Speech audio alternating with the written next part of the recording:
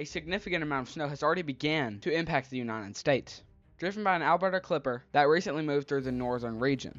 We experienced a few light snow showers in parts of mid-northern Georgia yesterday. Later in January, we might see snow reach as far south as Mobile and Dothan, Alabama. Additionally, temperatures should drop to about 20 along beaches like Gulf Shores, Alabama and Destin, Florida. As we transition from March to June, we may experience a very active tornado season. The rearrangement of atmospheric conditions is likely to contribute this heightened tornado activity. Until then, we must navigate through this very busy winter. So in today's forecast, we're going to break down exactly what you need to know about this winter and the very active tornado season just ahead. But right now, I want to go ahead and take a look at our jet stream, as this is what will be driving all of these snow and storms to reach into the United States. So starting off right now, we have the jet stream sort of angling down towards the southeast. As we move on into tomorrow and then Saturday, we have this right here. As you can see right here, this is what will cause most of that snow to head down into the southeast as we get on into the 18th, which it sort of starts to fall apart. So that won't be the biggest threat for winter weather for the southeast. Let's see if we can find it right about...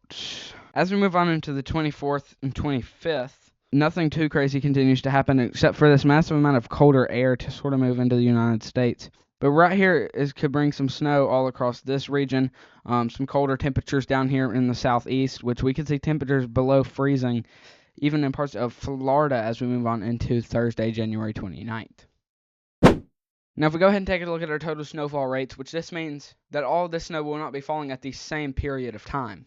This is all of the snow that we could see leading all the way up to Thursday, January 29th. So starting off right now, this is what it is looking like. Some snow just really continues to start forming up in the northeast.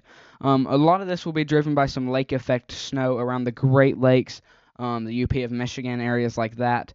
We could see some snow start to form up in parts of southern Georgia as we move on into Sunday, January 18th. Some snow up in West Virginia, Kentucky, Tennessee. Snow just continues to really sort of build up in the northeastern parts of the United States. But then nothing too crazy happens as we move on into Friday, January 23rd. All the snow continues to stay up in the northern parts of the United States, which is where the snow normally occurs. So that's really not that much of a surprise. Some snow starts to build up more towards the Pacific Northwest, which could actually, in fact, see up to 100 plus inches of snowfall as we move on into February 8th. But as we move on into Monday, January 26th, this is all the snow that we're going to be seeing. Snow really starts to build up in parts of the Northeast, Pacific Northwest. As those colors get lighter, you can tell that it sort of starts to build up more and just increases the rates of how much snow we could be seeing. As we move on into more of Tuesday, January 27th, we have some snow start to build up in parts of Arkansas and Missouri, even moving into northwestern parts of Tennessee.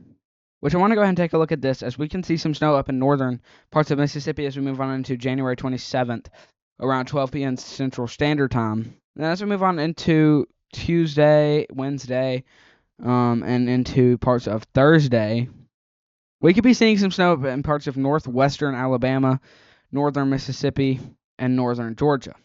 Now, if we go ahead and take a look at our temperatures, we have this massive amount of cold air hovering over parts of the eastern United States right now, which this could bring the potential for some massive colder air, which all this cold air could really just bring some dangerous wind chills as well, all the parts across the eastern United States. Some more hotter temperatures on the western side, especially up there towards northern Minnesota and into parts of Canada. Some more heat up in parts of Maine into New England. Some colder temperatures in between all the warmer temperatures up there around Idaho, Wyoming, and Montana.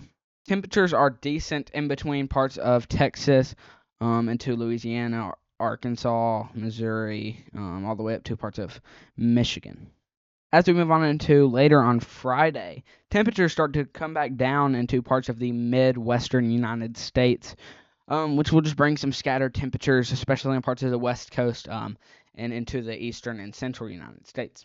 Colder temperatures up in the Central United States, really, as we move on into Saturday. And then we have this massive amount of cold air sort of start to surge into parts of the Dakotas, Minnesota, Nebraska, which will bring a decent amount of snow as we move on into the Dakotas and areas. And this will be pretty dangerous if you're in the Dakotas. This may be a low threat of snow, but this could still bring dangerous wind chills and some severe ice storms.